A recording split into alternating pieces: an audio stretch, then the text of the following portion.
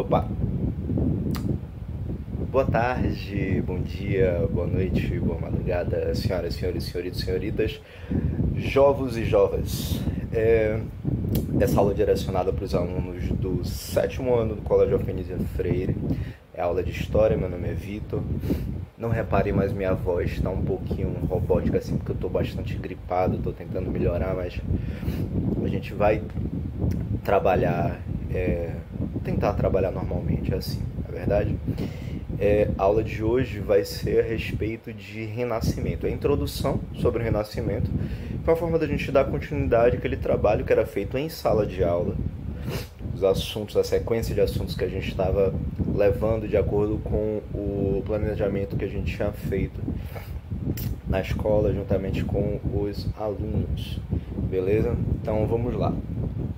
A gente vai começar a trabalhar a partir da página 76 do livro didático e da mesma forma que a gente ia fazendo em sala de aula, né? A gente vai acompanhando pelo livro e dependendo do trecho, se eu for vendo que tem alguma coisa interessante para poder fazer uma discussão um pouquinho maior, é o que será feito. Então, vocês acompanham através do livro didático e vamos lá, né?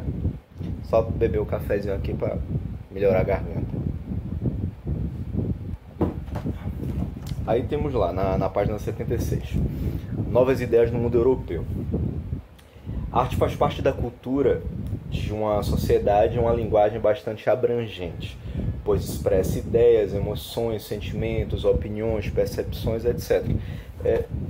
Primeiramente, é importante a gente falar que a forma da produção de arte, a forma da gente discutir a respeito do que é arte, é preciso que a gente entenda que a arte não é somente aquilo que eu, ou você, ou fulano, ou ciclano, enxergue como sendo arte.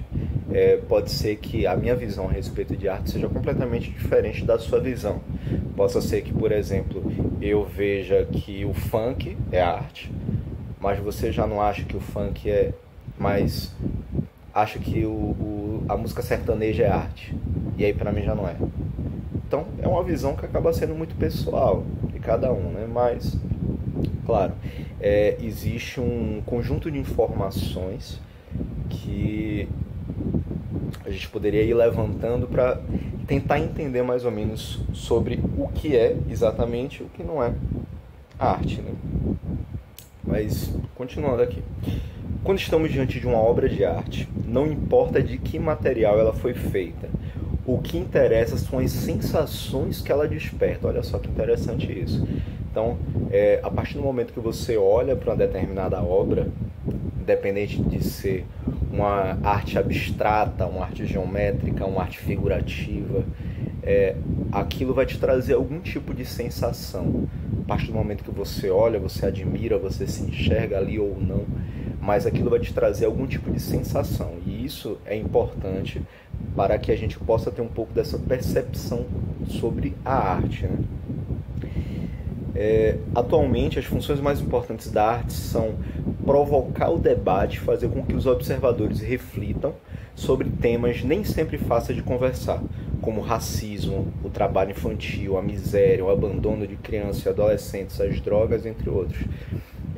A gente tem uma coisa interessante que a gente precisa colocar, é o seguinte: a arte, ela serve para que a gente possa ter uma visão crítica a respeito da sociedade. A partir da arte, a partir dessa crítica, dentro da arte, a gente consegue voltar o nosso olhar um pouco mais ao que acontece ao nosso redor.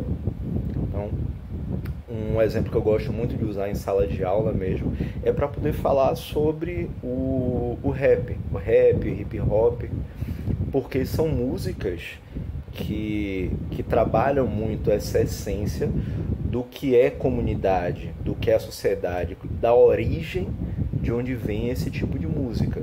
E aí essas músicas elas vão retratar, o rap, o hip hop principalmente, vão acabar retratando a realidade que existe dentro daquela comunidade, né? Então você vê que são várias críticas a respeito do próprio abandono que o poder público realizou através desse esquecimento sobre aquela população que vive à margem da sociedade, né?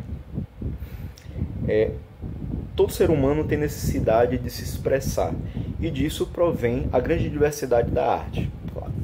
Buscar o contato com diferentes expressões artísticas, criadas por artistas de origens e inspirações diversas, contribui para ampliar nosso olhar sobre o mundo e a nossa percepção de realidade. Claro, sempre que a gente tem a oportunidade de... Sempre que a gente tem a oportunidade de ter acesso a novos meios artísticos, a novas obras, faz com que a gente consiga refletir a respeito de que tipo de informação aquilo nos traz, de novo, de relevante, né? Por meio da apreciação e do estudo de obras de arte, e não apenas por meio de sua produção, podemos desenvolver inteligência, pensamento, a criatividade, o senso crítico, a sensibilidade e a cidadania, das quais podem resultar iniciativas que transformam o mundo em um lugar melhor para se viver. Isso aí é o que a gente está falando o tempo todo, né? A partir do momento que a gente consegue abrir esse nosso olhar de forma crítica, a partir daquilo que nos é demonstrado, principalmente através da arte, porque é algo que chama a atenção de forma mais imediata, né? Às vezes é um pouco complicado a gente parar e ir assistindo um jornal, assistindo a televisão e acabar enxergando que aquela realidade nua e crua, aquela coisa que assusta, né? Então isso acaba afastando um pouco as pessoas sobre o que é a realidade. Mas quando você se propõe a produzir algo artístico e através dessa produção mostrar para as pessoas que realmente existe aquela realidade, então isso faz com que a pessoa consiga ter um olhar um pouco mais apurado, né? Um olhar crítico, que por mais que choque, não é algo que vai criar uma repulsa, um nojo, né? Uma coisa assim, de você querer se afastar de imediato, né?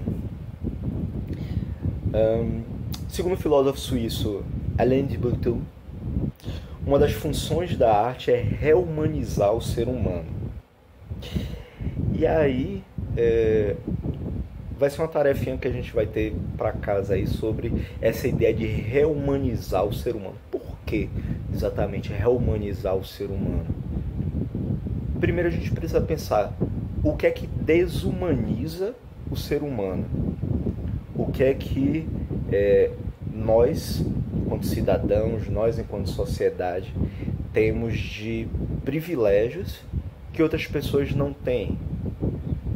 Aquele olhar sobre as pessoas que vivem na rua, por exemplo, ou que, enquanto se tem uma oportunidade, enquanto as crianças, vocês, adolescentes, têm a oportunidade de estar numa escola, independente de agora a gente estar nesse período de quarentena, né? Mas no momento que a gente não estava, vocês tendo a oportunidade de estar na escola, mas sabendo que existem crianças que não estão na escola, que estão nas ruas, ou que estão trabalhando em carvoarias, ou que estão trabalhando quebrando pedra, ou que estão vendendo bala na sinaleira. Então é preciso olhar para o que é que faz se desumanizar o ser humano, né? Qual a importância de aprender a arte no mundo europeu dos séculos XV e XVI? De que maneira a arte produzida naquele contexto expressava uma nova mentalidade formada a partir dos valores da burguesia em ascensão?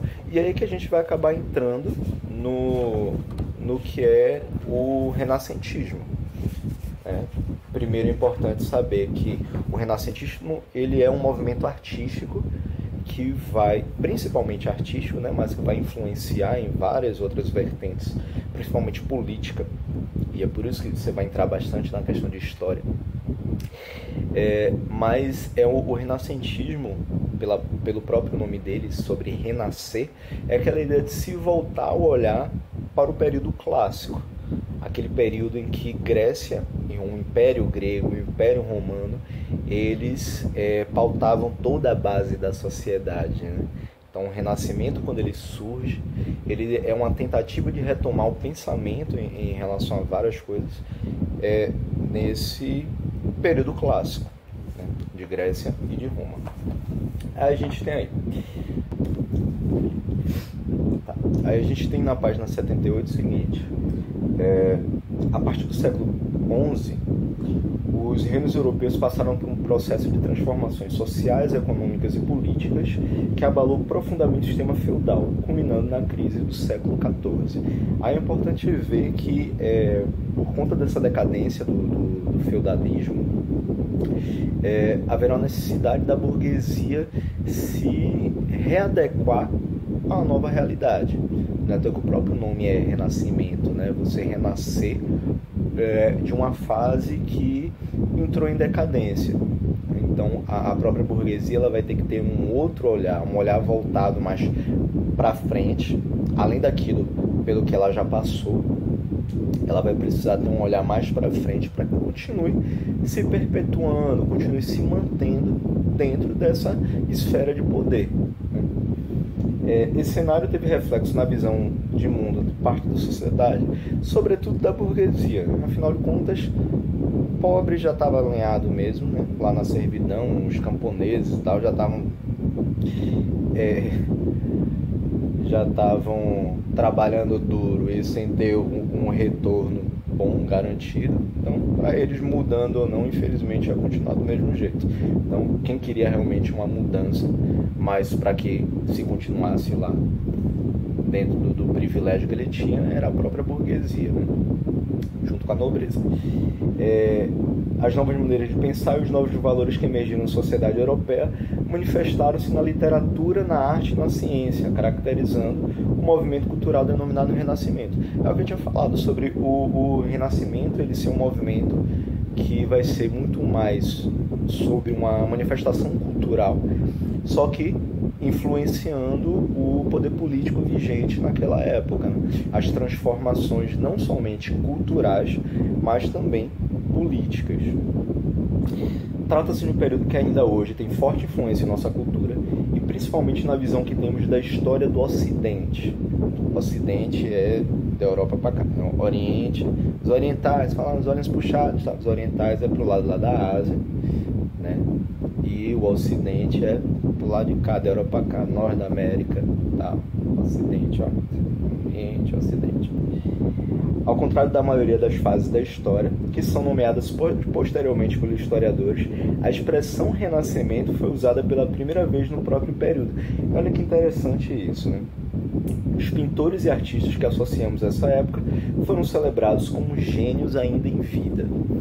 É algo interessante de se dizer por causa do seguinte: geralmente quando a gente passa por transformações culturais, por movimentos artísticos, geralmente esse movimento artístico ele só vai receber um nome gerações futuras.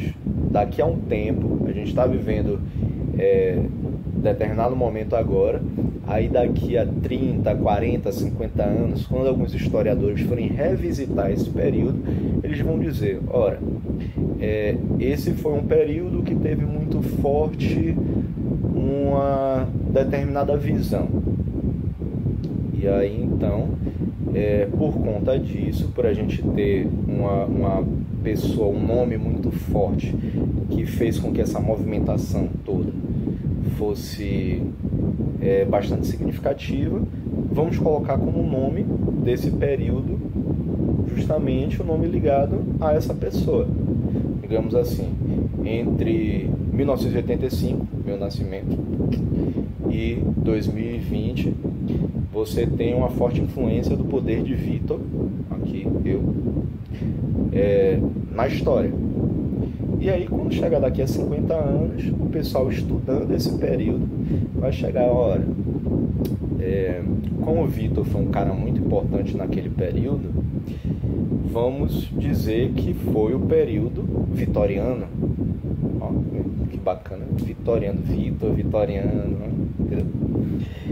E aí então várias manifestações, vários movimentos artísticos, movimentos culturais, movimentos políticos tiveram essa revisitação e receberam um nome somente um tempo depois. O Renascimento não. De imediato, já acontecendo lá, a bagaceira toda, o pessoal já chegou e já falou, não, vamos chamar isso daqui de Renascimento, porque é o que já está acontecendo a partir de agora. E aí não é à toa que os artistas que viveram naquela época, eles já eram chamados de gênios. Nossa, Da Vinci, maravilhoso. Donatello, maravilhoso. Então, isso já rolava naquela época. O que nascia de novo eram os valores que aquela geração percebia como as grandes civilizações da antiguidade, Grécia e Roma, lá no período clássico. Razão pela qual os séculos anteriores passaram a ser chamados também a partir desse período de Idade Média. Então, só foram chamados de Idade Média depois que a Idade Média já tinha acabado. Porque foi a galera do Renascimento que chegou e disse: não, a gente está vivendo o Renascimento agora. Antes disso, teve um determinado período, e antes desse período foi o Clássico, né? Então, foi assim: o período Clássico, um período que ninguém sabe o nome, e o Renascimento. Peraí, a gente tem aí um meio do caminho entre o Clássico e o Renascimento. Então, a gente vai chamar de quê? Se é o meio, se é a média, Idade Média, né? A Idade Média vai estar lá entre o período clássico e o período do Renascimento. Fechou? Partiu? Beleza? É assim? A galera gostou e ficou dessa forma. O período intermediário entre a grandeza da Antiguidade e sua retomada pelo Renascimento. Na página 79, arte renascentista e os valores burgueses. Desde o século XI, a Europa vinha passando pelo desenvolvimento do artesanato e do comércio, pelo contato crescente com culturas do Oriente e pelo processo de formação e de enriquecimento da burguesia, que vivia um período de enriquecimento, consequência da expansão do comércio, inclusive porque era a própria burguesia quem costumava financiar essas grandes explorações. Então eles vão sofrer a influência de novas culturas, porque a partir do momento que você vai alcançando novos lugares, você vai pegando um pouco da cultura dali, um pouco da cultura daqui, aqui da frente, vai pegando o que você encontra de melhor em cada lugar e vai introduzindo na sua própria cultura. Ou através de quem vem de fora, chega aqui e traz um pouco dessa cultura, e isso vai acabar agregando naquele local, ou então a pessoa que foi até um determinado local, gostou do que viu lá e voltou, ele já sendo da própria terra, e voltou trazendo aquela novidade, né? E aí, claro que a burguesia, quem tinha o dinheiro para poder fazer isso, fazer essas grandes viagens, fazer as navegações, tudo, então, se eles financiavam isso, eles, quando retornava para a mão deles, eles eram os primeiros a ter acesso a essa cultura e difundia ela.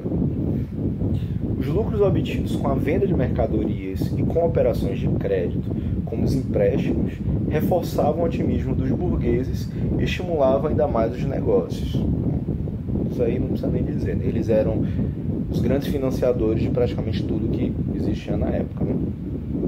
Porque eram eles que estavam ligados ao comércio. Tinha rei, tinha monarquia, tinha as igrejas, que era um pessoal que tinha muito dinheiro? Tinha. Mas geralmente eles não estavam nesse constante deslocamento para poder ir em busca de novas culturas, né? O individualismo começa a fazer parte dos valores desse novo grupo de pessoas que surgira na sociedade medieval, mas que não se encaixava nela, visto que, para a ordem medieval, tanto fazia se o plebeu era um camponês pobre ou um burguês rico. Antes de tudo, ele era um plebeu, pois a nobreza era mais importante que o dinheiro. É bem interessante isso, porque vai colocar todo mundo dentro da mesma caixa. Não importa se você é um burguês rico ou se você é um camponês perrapado.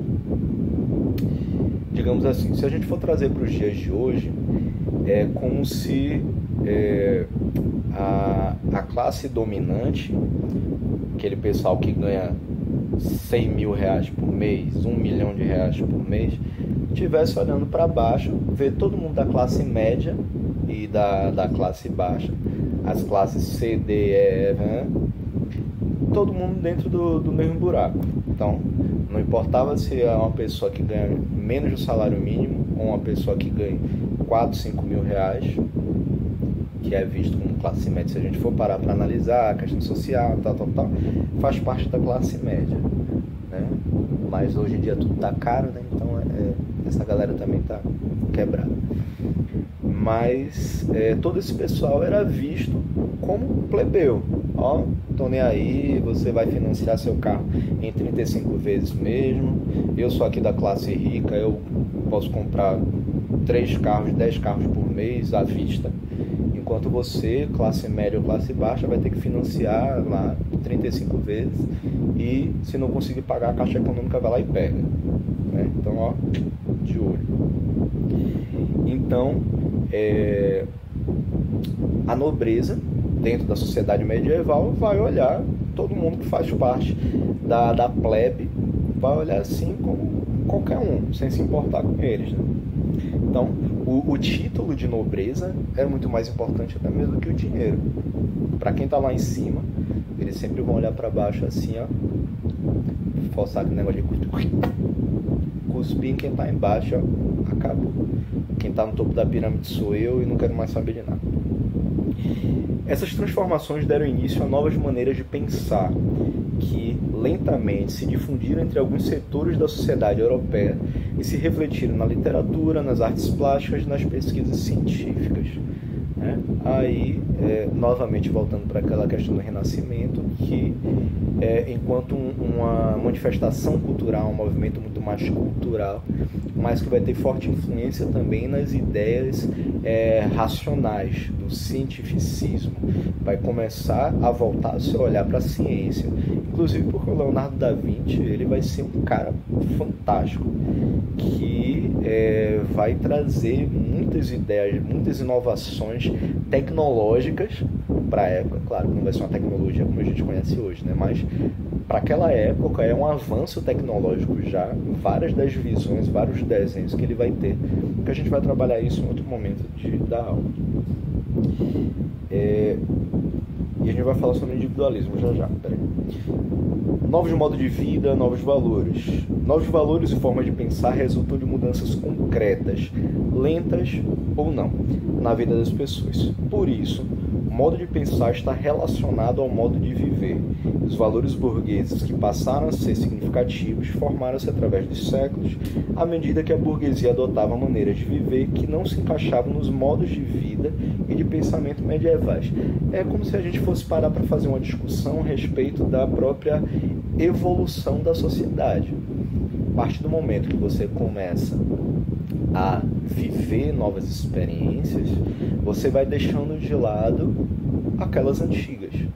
Então, tudo faz parte de um processo evolutivo. Então, se hoje você tem acesso a uma tecnologia, digamos, a um celular que tire foto, que filme, que você conversa lá no WhatsApp, que você tira uma foto e de imediato você posta no Instagram e tal, isso tudo acontece através de uma mudança de tempo, né? Porque antigamente, há 10, 15 anos atrás, o pessoal com celular, que era aquele tijolão, você jogava na parede e abria um buraco.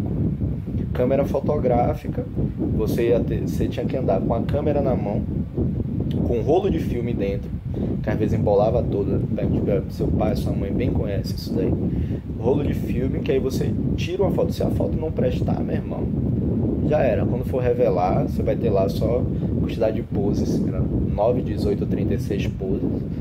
Acabou.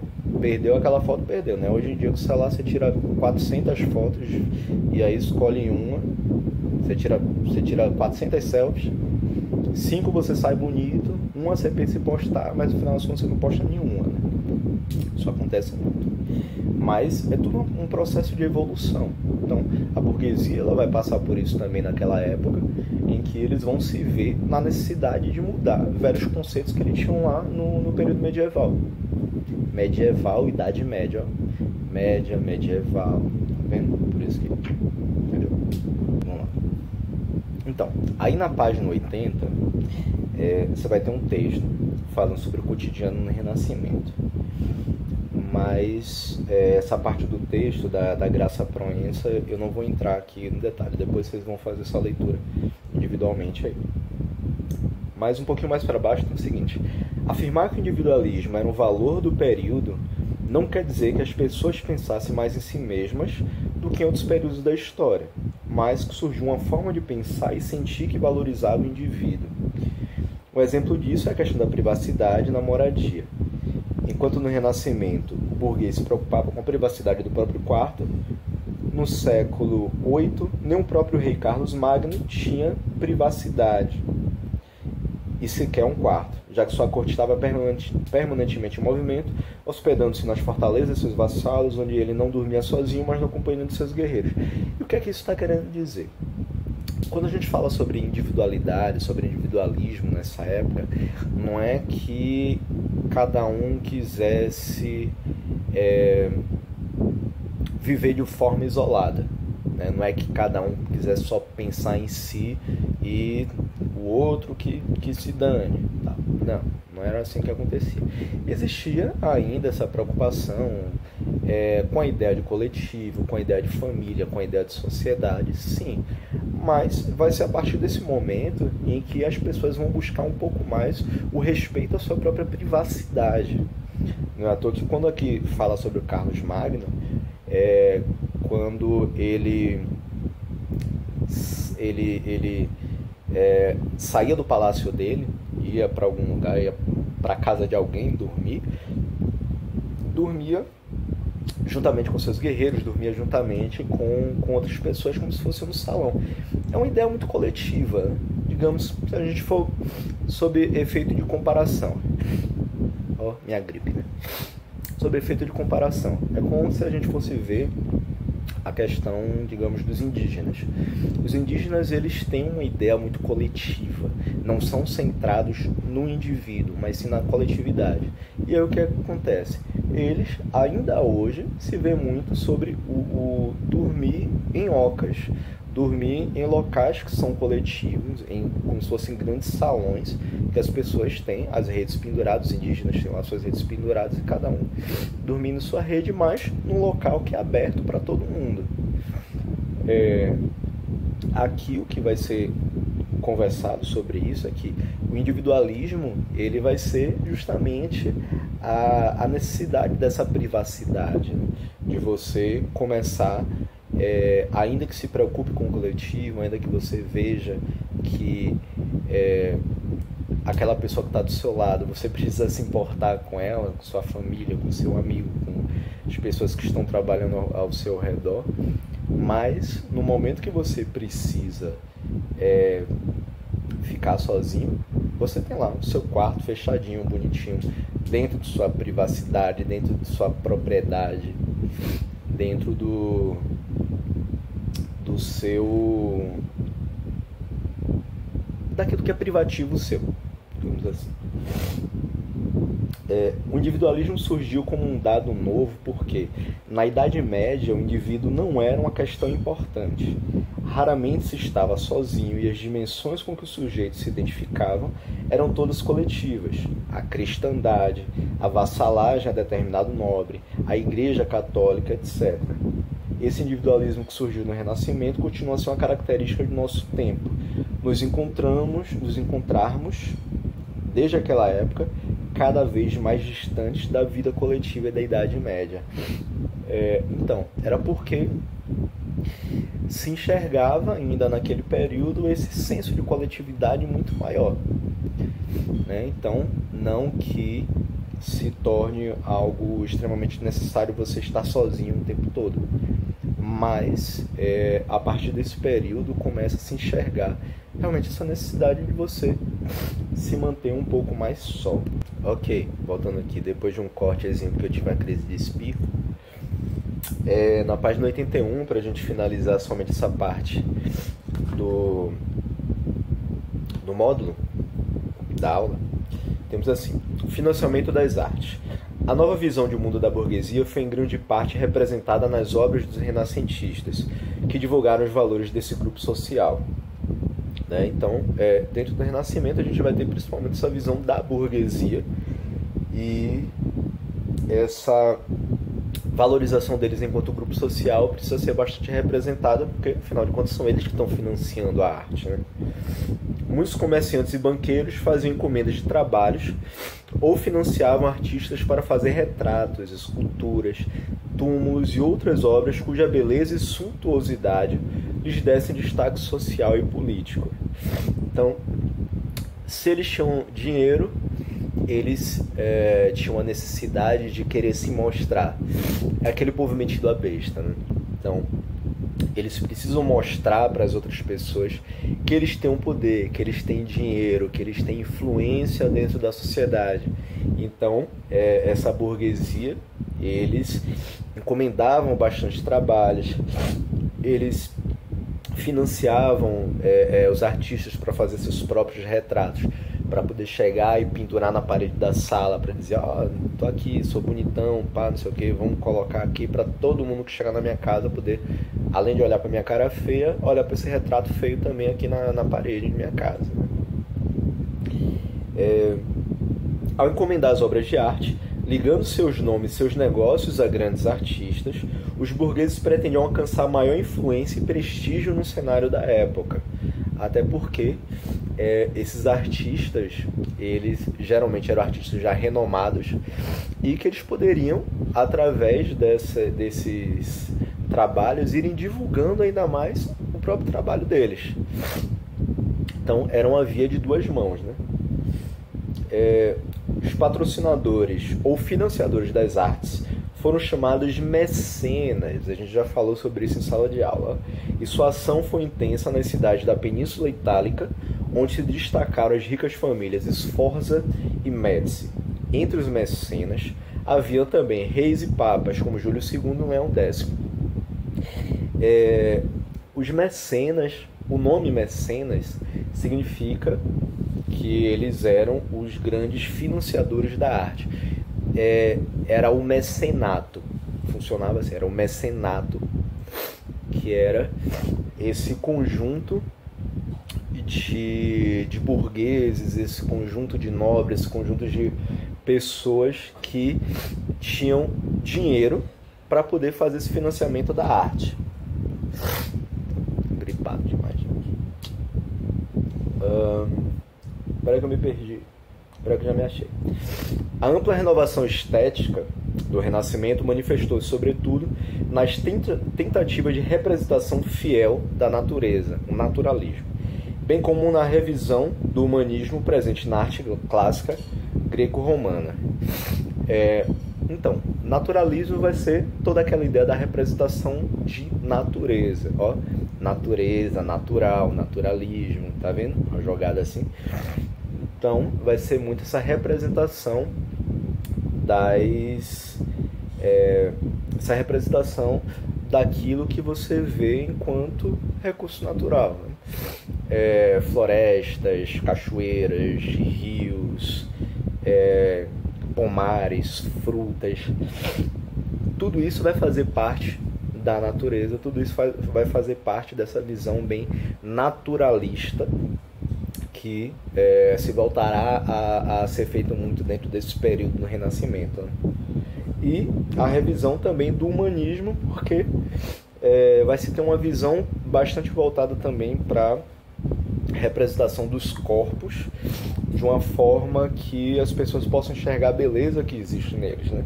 Era o que era muito defendido durante o período clássico, da exaltação dos corpos, da beleza dos corpos. A estética era muito importante para aquele período. Artistas, escritores e cientistas do Renascimento cultural romperam com os padrões da arte e da ciência da Idade Média, que tinham acentuado a influência da religiosidade. Os renascentistas consideravam que as pessoas tinham um papel ativo nos acontecimentos cotidianos, negando a visão medieval de que os homens seriam espectadores dos acontecimentos planejados por Deus. Nesse período, a gente vai ver que os renascentistas eles vão tentar sair um pouco desse foco da religiosidade. Claro, ainda vai ter muita pintura, ainda vai ter muita escultura que vai retratar a ideia dos santos católicos, de Deus, de Jesus, dos santos católicos. de acontecimentos católicos, explicando acontecimentos que estão na Bíblia e tudo. Então, no período renascentista ainda vai ter muito disso. Mas já se começa a ter uma visão um pouco tentando se afastar disso, como começando a tentar trazer um pouco mais de explicações através da ciência, através da experimentação, através do racionalismo, razão, através do conhecimento, através dos estudos, né? Falei muito através, mas vocês entenderam. A partir dos estudos, a partir dos experimentos, a partir da ciência. Então, negava um pouco essa visão da Idade Média, que para eles tudo era a explicação de Deus. Opa, caiu uma maçã, foi Deus. Não, peraí, foi a gravidade. Ou então, tá chovendo, é Deus. Não, gente, tá chovendo porque teve uma precipitação pluviométrica por conta da frente fria e tal. Então, tudo vai ter uma explicaçãozinha que vai ser a partir desses estudos. Então, vai ser pesquisa, vai ser ciência. Não é somente porque Deus quis. Fulano morreu, foi porque Deus quis. Não, gente, foi porque ele achou que era um escudo, parou na frente de uma bala, recebeu o tiro e morreu. Não tinha revólver naquela época. Enfim, pouco a pouco, os renascentistas questionaram o teocentrismo. Teo é Deus, Deus no centro de tudo. Então, os renascentistas eles vão questionar o teocentrismo para poder valorizar o antropocentrismo. O homem no centro de tudo, no centro das ideias. O homem ele tem o poder de manipular tudo aquilo que existe ao seu redor. Então, a explicação vem através das ações do homem e não meramente pelo desejo de Deus. Além de rejeitar as teorias que não apresentavam conhecimentos científicos aprofundados.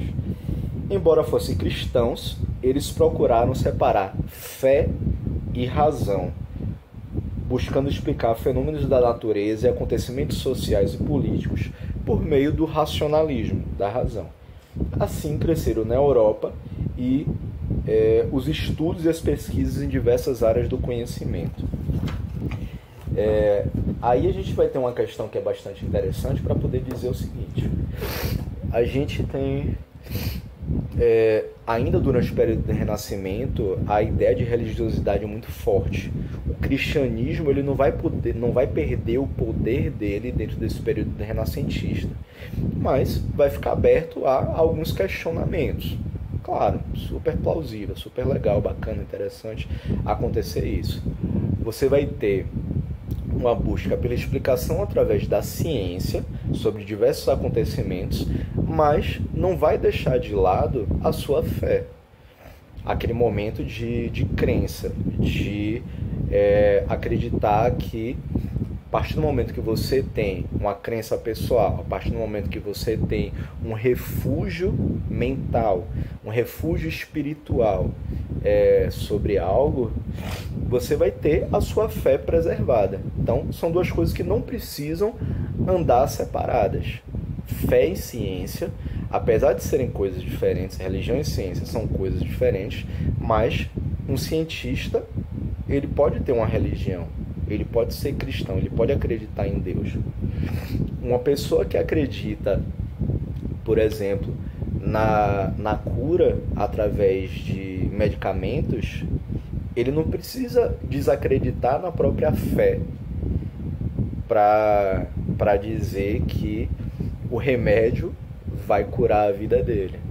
Ele pode juntar as duas coisas. Não, se Deus quiser, Deus estando comigo, a minha fé, a minha proteção, a minha religiosidade, a minha crença, as minhas orações, juntamente com o conhecimento adquirido pelo médico, a ciência estudada pelo médico, aquele remédio que foi gerado através de estudos científicos, eu tomando aquilo, vai me ajudar a me curar também. Até mesmo porque, se você for parar para pensar, a própria ideia de fé é muito psicológico. Mas isso já é algo mais pessoal, cada um vai ter a sua visão em relação a isso. Mas O que importa é dizer que, dentro do período renascentista, a ideia do racionalismo, a ideia do cientificismo, vai surgir com bastante força para começar a explicar os acontecimentos que estavam aí rondando a nossa vida, né? Então, é isso, a gente continua na próxima aula. Vou ver se eu melhoro um pouquinho mais da gripe aqui, mas vocês me perdoem, viu? Tá. Beijo, tchau.